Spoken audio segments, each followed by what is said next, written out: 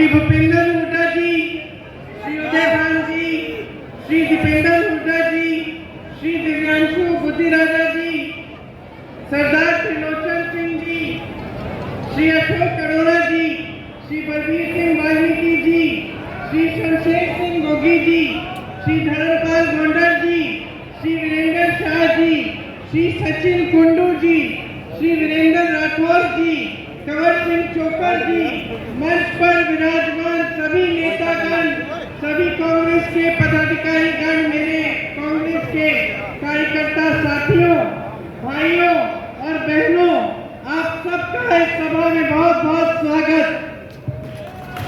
खास तौर से मेरे पंजाबी भाई बहनों का भी बहुत बहुत स्वागत। मैं तो आदि पंजाबी ही हूँ, इसीलिए लड़ती हूँ। इसीलिए आपने कहा कि ईदी के समय में लड़ी, क्योंकि मुझ में वो पंजाब का भी वो जज्बा है और आप सबका भी जज्बा है। देखिए, ये महाभारत की धरती है, यहाँ से हमें भगवत गीता की सीख मिली। अन्याय के खिलाफ न्याय के लिए लड़ने की सीख मिली। अधर्म के खिलाफ धर्म की लड़ाई लड़ने की सीख मिली। यहाँ चाहे खेल का मैदान हो, चाहे जंग का मैदान हो, चाहे खेत खलिहान हो, हर जगह हरियाणा के लोग खून पसीना बहाकर मेहनत करते हैं और न्याय के लिए लड़ते हैं, धर्म के लिए लड़ते हैं, देश के लिए लड़ते हैं। मुझे गर्व है कि मैं आज इस धरती पे खड़ी हूँ और मुझे गर्व है कि आप सब आज यहाँ इतनी बड़ी तादाद में मेरी बातों को सुनने के लिए आए हैं। आपकी मैं बहुत बहुत आभारी हूँ।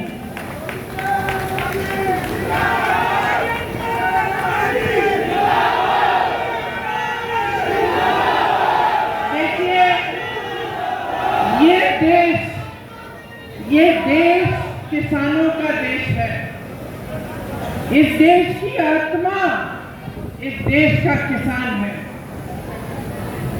आजादी की लड़ाई से, बल्कि उससे पहले से, आजादी की लड़ाई से भी सैकड़ों वर्ष पहले से इस देश का किसान इस देश के लिए, आजादी के लिए लड़ा है, अपना खून दिया है, अपना पसीना दिया है। इस देश को अगर कोई समझना चाहता है तो इस देश के किसान को समझे। आप जब खेती करते हैं,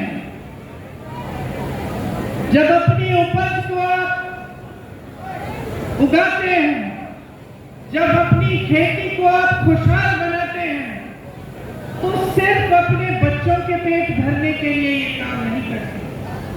आप इस पूरे देश के अन्नदाता हैं।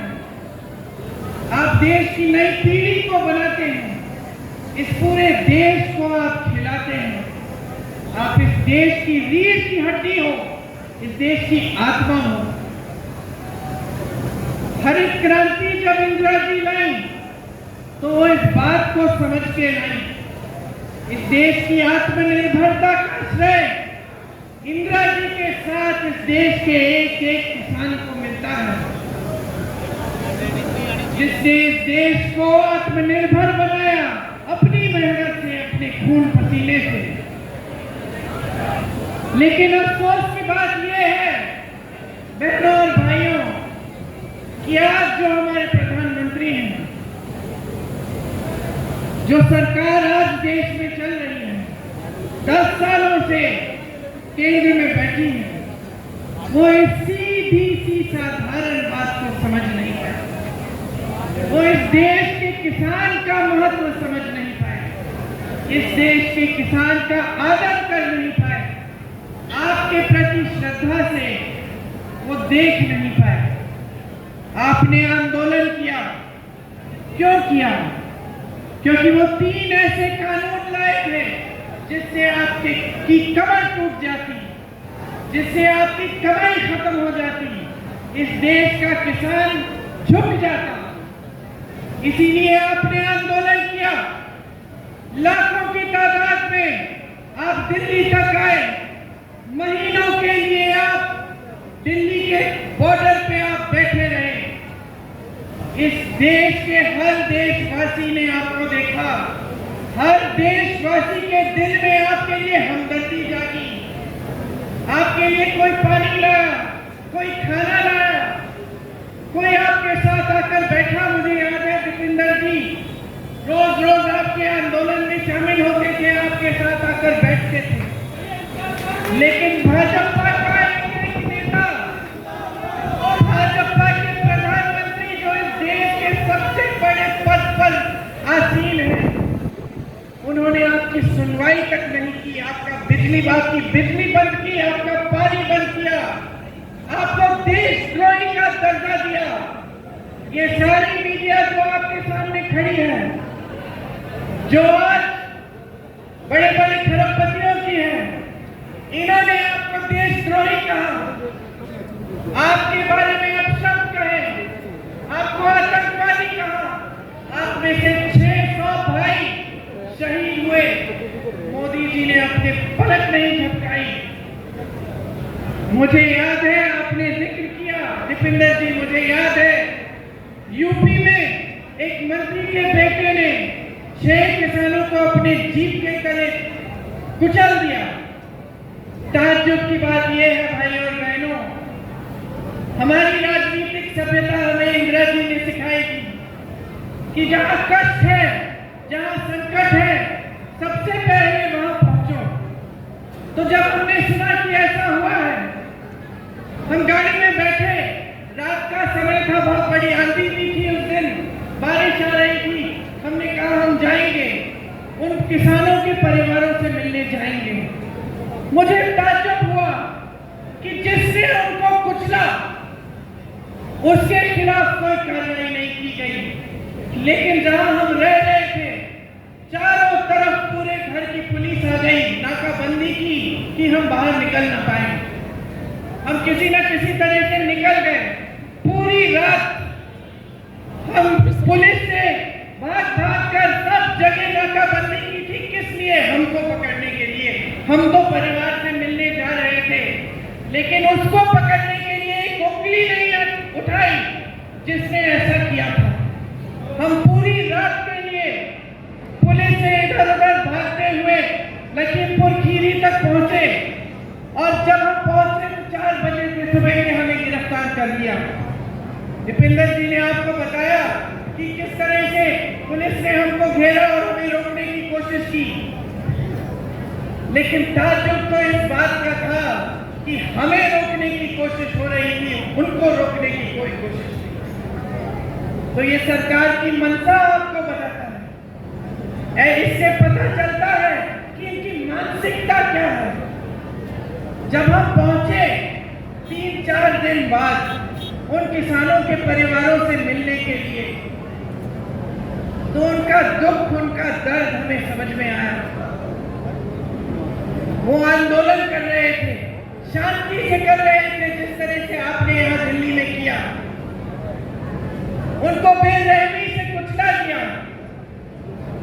उनके परिवार के सदस्य रो रहे थे, दुखी थे, न्याय चाह रहे थे, कह रहे थे कि हमें यकीन नहीं होता, हम सिर्फ न्याय चाहते हैं दीदी, हमें न्याय नहीं मिल रहा है, कोई हमारे दर्द को समझ ही नहीं रहा है। लेकिन अगर एक बात स्पष्ट हुई है इन 10 सालों में, तो ये बात स्पष्ट हुई है कि मोदी जी इस देश के किसान, इस देश के गरीब, इस देश के मिडिल क्लास, इस देश की गरीब महिलाओं, इस देश के नौजवानों का दर्द नहीं, वो कब चुके हैं आपसे।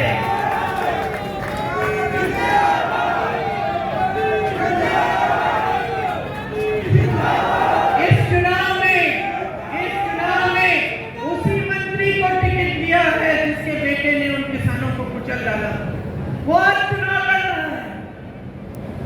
ये परिस्थितियां हो गई है हमारे देश की। आज परिस्थितियां ये है कि जितनी भी इनकी नीतियां बनती हैं, बड़े बड़े खरबपतियों के लिए बनती हैं,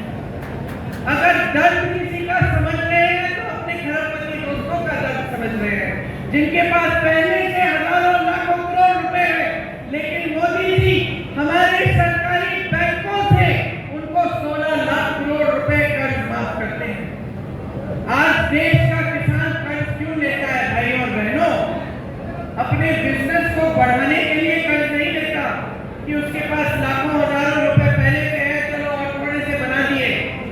आज देश का किसान कर्ज लेता है अगर उसकी बेटी की शादी होती है। किसान कर्ज तब लेता है जब खेतों पे नुकसान हो गया, भुगतान नहीं मिल रहा, फिर से उपज करनी है, अपने बच्चों के पेट में खाना डालना है। किसान तब कर्ज लेता है जब अपने नौजवान बच्चों को शिक्षित करना है, ट्यूशन की फीस भरनी है और पैसे नहीं है क्योंकि कमाई नहीं है। और इन लोगों के पास इस देश के किसान के लिए 1 रुपया नहीं है। जब हम कर्ज माफी की बात करते हैं, कहते हैं अर्थव्यवस्था में पैसे नहीं है, तो ये 16 लाख करोड़ रुपए इन्होंने बड़े खरबपतियों के कैसे माफ किए अगर आपके लिए 1 रुपया नहीं है। उत्तर प्रदेश में, हरियाणा में जगह जगह ऐसे किसान हैं जिन्होंने 1 लाख रुपए कर्ज दिया, वापस नहीं कर पाए और आत्महत्या कर ली। 50,000 रुपए के लिए आत्महत्या कर रहे हैं देश के किसान। और मोदी जी के पास ना उनके लिए समय है, ना उनके लिए 1 पैसा उनके कर्ज को माफ करने के लिए। ये परिस्थितियां बनी हैं। आज परिस्थितियां इनकी नीतियों द्वारा ऐसी बन गई हैं कि किसान खेती के हर सामान पर जीएसटी डाल रखा है, हर सामान को महंगा कर रखा है। न्यूनतम समर्थन मूल्य, इसकी बात होती है सिर्फ, आपको कभी नहीं मिलती। आपके सामने आते हैं, बड़ी बड़ी चर्चाएं करते हैं, लेकिन आज तक आपको न्यूनतम समर्थन मूल्य नहीं मिलता। आप कर्ज उठाते हैं, कर्ज माफ नहीं होता। आपको खाद नहीं मिलती, सरकारी वितरण केंद्र तमाम बंद पड़े हैं देश भर में। आपको प्राइवेट में लंबी लंबी कतारों में खड़ा होना पड़ता है, फिर भी नहीं मिलता। तो परिस्थितियां क्या है? आप खेती से कमा ही नहीं पा रहे हैं। आपको अगले दिन के लिए क्या इंतजाम करना है, कैसे करना है, यही पता नहीं है। किस तरह से आप जी रहे हैं, किस तरह से आप आगे बढ़ रहे हैं, कोई आपको पूछता तक नहीं है। सरकार की सारी नीतियां बड़े बड़े खरबपतियों के लिए बन रही है। हिमाचल के किसानों को देखिए, देश का सबसे बढ़िया सेब उगाते थे, सारे कोल्ड स्टोरेज अडानी जी को दे दिए। अडानी जी आज तय कर रहे हैं कि सेब कितने पे बिकेगा, कितने पे खरीदा जाएगा। जो बाहर से सेब आ रहा है उस पे टैक्स कम लग रहा है और अब जीएसटी दे देके हिमाचल के किसान पिस रहे हैं, उनका सेब महंगा हो गया है। ग्राहक जब जाता है सेब खरीदने के लिए तो अमेरिकन सेब खरीदता है। अडानी जी जब जी चाहे सेब खरीदते हैं, जब जी चाहे सेब का दाम तय कर देते हैं। तो आज हिमाचल के सेब का किसान पिस रहा है। ये एक प्रदेश में नहीं भाई और बहनों, सारे प्रदेशों में इनकी यही नीति है। किसानों को पिसने दो, गरीबी के दलदल में रहने दो, बड़े बड़े खरबपतियों को आगे बढ़ना है, बस यही इनकी चिंता रहती है।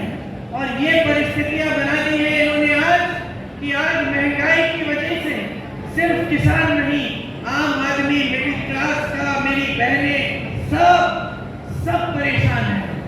आज गैस का सिलेंडर इतना महंगा हो गया है, मेरी बहनें दुकान जाती हैं, 5 चीजों को खरीदने के लिए 3 चीज छोड़ आती हैं। बच्चों की फीस भरनी पड़ती है, घर में मरम्मत करनी है, पानी आ रहा है छत से, उसके लिए भी घबराहट होती है। सोचती है चलिए बाल्टी डाल देते हैं, चला लेंगे, ऐसी कोई बात नहीं।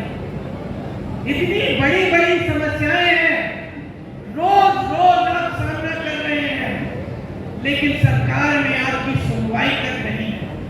आज कुछ भी खरीदने जाएं, मिट्टी का तेल, चीनी, आटा, सब्जी, कुछ भी खरीदने जाएं, पेट्रोल, डीजल सब महंगा हो गया है।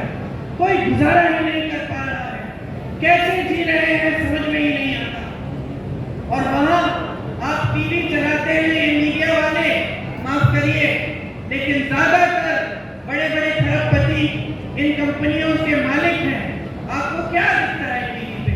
आपको दिखते हैं मोदी जी बड़े बड़े मंचों पर साफ सुथरे कुर्ते में, एक धूल का दाग नहीं है, एक बाल इधर से उधर नहीं हो रहा है, चमक रहे हैं, और आपको बताया जा रहा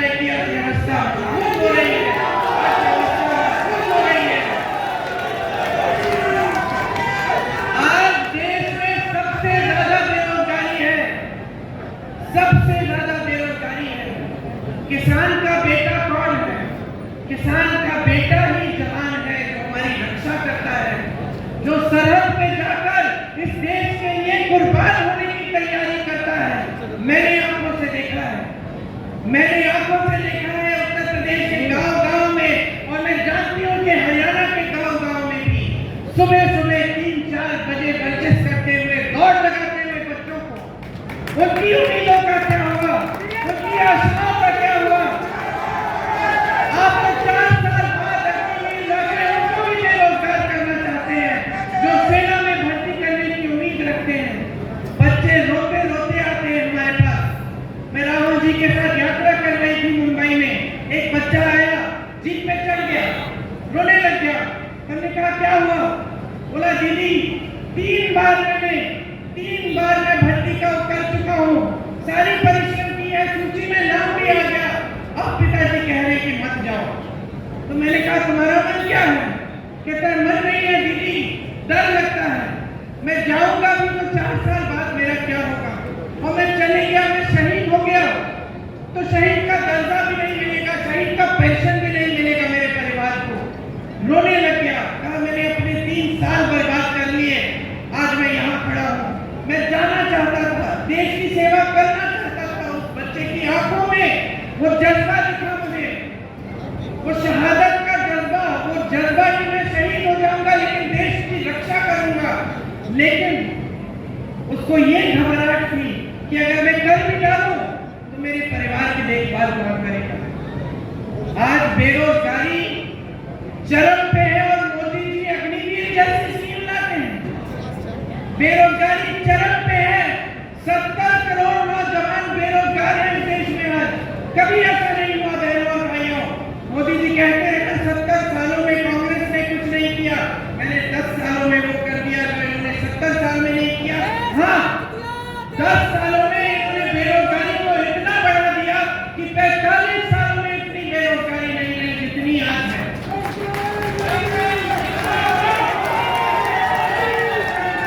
नहीं दी है आपको, जहां से आपको रोजगार मिलता था वो सारे साधन बंद कर दिए। बड़ी बड़ी सरकारी कंपनियां किसकी है आज बताइए, किसको सौंप दी गई है? बड़े बड़े खरबपतियों को सौंप दी गई है, उनकी सारी सब्सिडी सौंप दी गई है। देश का कोयला, देश के हवाई अड्डे, देश के बंदरगाह, देश का पावर, देश की बिजली, सब बड़े बड़े खरबपतियों को दे दिए। 16 लाख करोड़ रुपए देश का पैसा उनको मांग, और आपको कौन पूछ रहा है? इस देश के किसान को कौन पूछ रहा है? इस देश के मिडिल क्लास को कौन पूछ रहा है? छोटे कारोबारों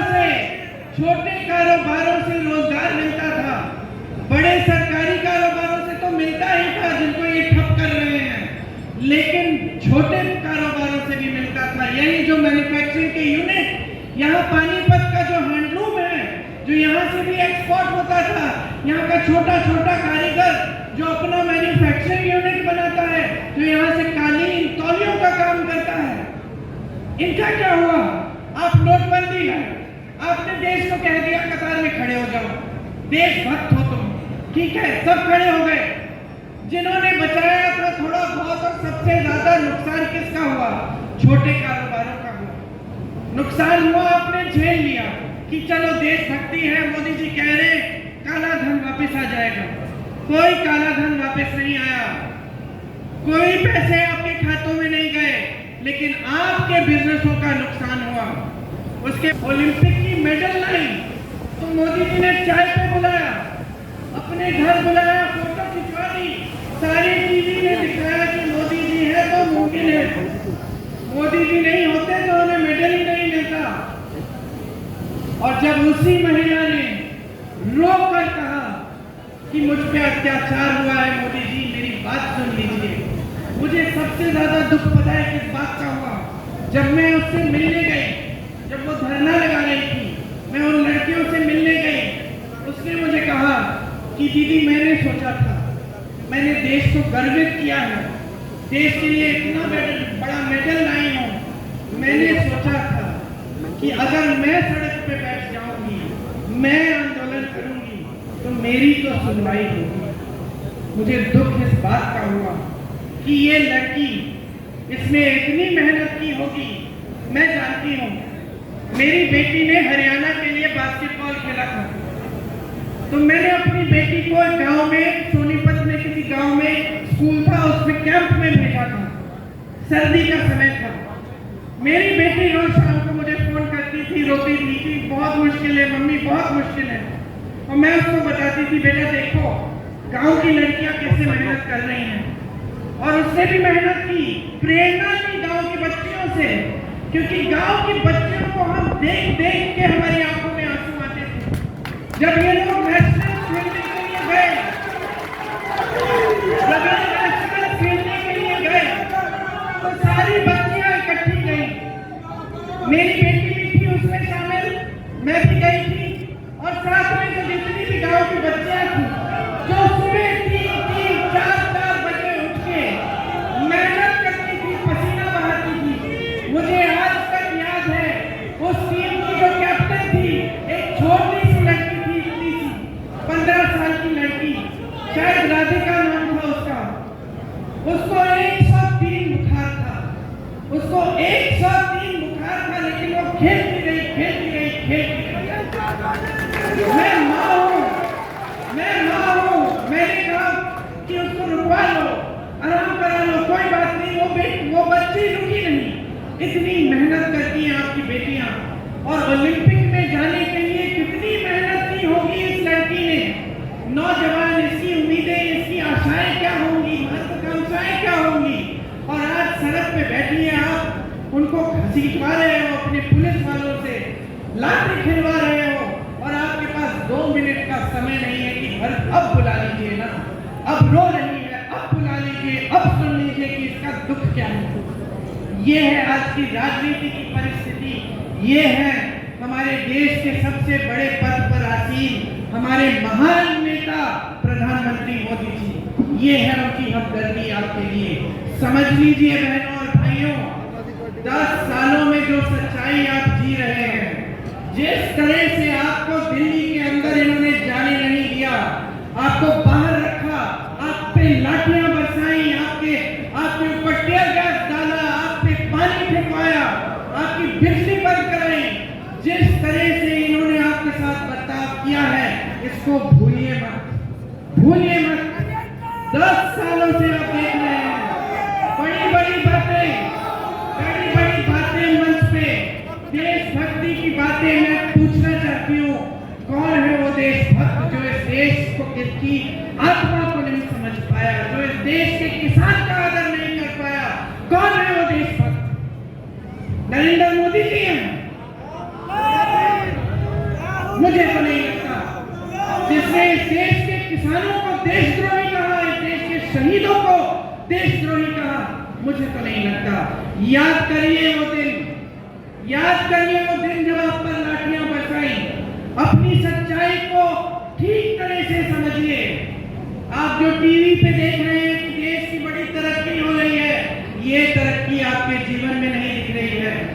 आज आप इतनी कठिनाइयों का सामना कर रहे हैं क्योंकि इस सरकार ने आपके लिए नीतियां नहीं बनाई। इस सरकार ने सिर्फ अपने बड़े बड़े खरबपतियों के लिए अपनी नीतियां बनाई हैं। ये सच्चाई है इस देश की। आज सच्चाई है इस देश के किसान का खून पसीना जो इस धरती में रोज गिर रहा है, लेकिन इसकी कोई सुनवाई नहीं है। सच्चाई मजदूर की है जो भटक रहा है रोज रोज दिहाड़ी ढूंढने के लिए, दिहाड़ी मिलती नहीं है, काम मिलता नहीं है। सच्चाई है देश के नौजवान की, जिसके लिए अग्निवीर जैसी योजना ले आए, जिसको बेरोजगार रखने की साजिश है। क्योंकि अगर रोजगार मिल जाएगा, अपने पैरों पे खड़ा हो जाएगा, शिक्षित हो जाएगा, तो फिर इनकी राजनीति को नकार देगा, क्योंकि इनकी राजनीति सिर्फ और सिर्फ बहकाने वाली राजनीति है। इनकी राजनीति सिर्फ और सिर्फ सत्ता लेने की, हर कीमत पे सत्ता लेने की राजनीति है। देखिए, देश की हर वासी का है, इस संविधान पर आंच नहीं आने देंगे हम। इसीलिए आप समझ लीजिए, इन्होंने सिर्फ और सिर्फ 10 सालों में लोकतंत्र को कमजोर करने का काम किया है। हर स्तर पे न्यायपालिका को, मीडिया को, जहां जहां से लोकतंत्र मजबूत होता है, संसद को, हर जगह से इन्होंने कोशिश की है कि लोकतंत्र कमजोर हो जाए। अब ये आखिरी बात भी बोल दी इन्होंने कि इनको मौका मिले तो संविधान बदल देंगे। संविधान से आपको इस वोट का अधिकार मिलता है, आपको भोजन का अधिकार मिलता है, शिक्षा का अधिकार मिलता है, आरक्षण का अधिकार मिलता है। संविधान आपका सुरक्षा कवच है। समझ लीजिए गहराई से इस बात को, क्योंकि इनका कोई भरोसा नहीं है। जो किसानों पर इस तरह से वार कर सकता है, जो वार इन्होंने 10 सालों से किया है, वो कुछ भी कर सकता है। इन पे भरोसा नहीं कर सकते। आप इस बात को गहराई से समझ लीजिए। इनकी पूरी राजनीति 36 कौमों की एकता को तोड़ने की राजनीति है। और कांग्रेस की पूरी राजनीति कन्याकुमारी से लेकर कश्मीर तक और मणिपुर से लेकर मुंबई तक, जहां जहां मेरे भाई राहुल गांधी पैदल चल के हजारों किलोमीटर चले हैं, कांग्रेस की राजनीति यही है। देश की एकता बनाए रखना, भारत जोड़ो यात्रा की, क्योंकि हमारी ये राजनीति, हमारी ये विचारधारा है कि ये देश एक रहे तभी मजबूत होगा। यही हमारी राजनीति है। हमारे कण कण में ये बात है कि इस देश की आत्मा इस देश का किसान है। इस देश के किसान के बिना ये देश कुछ नहीं। इस बात को हम गहराई से समझते हैं। आपको ये गारंटी सुनाना चाहती हूँ। सबसे पहले किसान भाइयों के लिए हम कानून बनाएंगे। आपका कानूनी अधिकार बन जाएगा कि आपको न्यूनतम समर्थन मूल्य यानी एमएसपी मिलना ही मिलना है। ये आपका कानूनी अधिकार बनेगा। कोई इस अधिकार को आपसे छीन नहीं पाएगा। इसके अलावा खेती के हर सामान पर आज जीएसटी है, हम जीएसटी हटा देंगे। हर सामान को सस्ता कर देंगे। आपके कर्ज माफी के लिए एक स्थायी आयोग बनेगा। कर्ज माफी के लिए एक स्थायी आयोग बनेगा, जिससे जब जब आप संकट में हैं, आप जाकर सुविधा ले सकेंगे। आज आपको खेती का भुगतान नहीं मिलता, नुकसान होता है, भुगतान नहीं मिलता। हम कह रहे हैं, गारंटी करेंगे कि 30 दिनों के अंदर अंदर पूरा भुगतान होगा। मेरी बहनों के लिए, हर गरीब परिवार की जो सबसे बड़ी महिला है, उसके खाते में हर महीने 8,500 रुपए हम डलवाएंगे, सरकार डालेगी। ये काम 2,000 रुपए डालने का काम कर्नाटक और तेलंगाना में कांग्रेस की सरकारें आज के दिन कर रही हैं। किसानों के कर्ज माफ हमने करके दिखाए हैं। छत्तीसगढ़ ने किया, राजस्थान ने किया, मध्य प्रदेश में किया जब हमारी सरकारें थी। तो मैं जो कह रही हूँ आपसे, हमने करके दिखाया है, इसका प्रमाण है।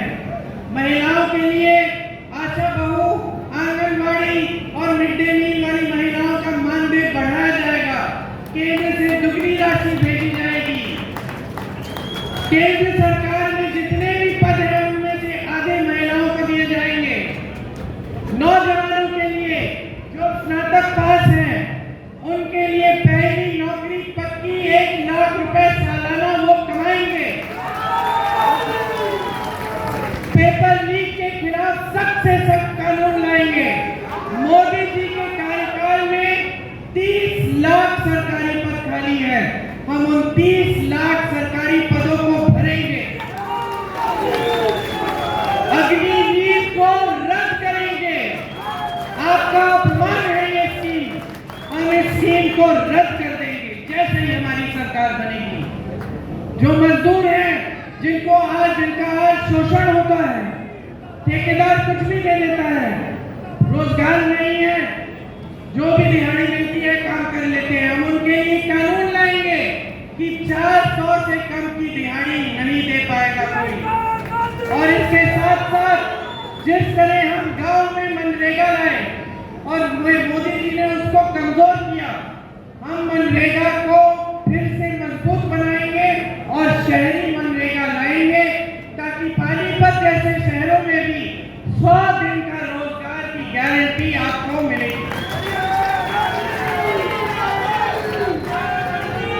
अब मैं आखिरी बात आपसे ये कहना चाहती हूँ कि यहाँ से आपको लगता है कि खट्टर जी चुनाव लड़ रहे हैं। नहीं,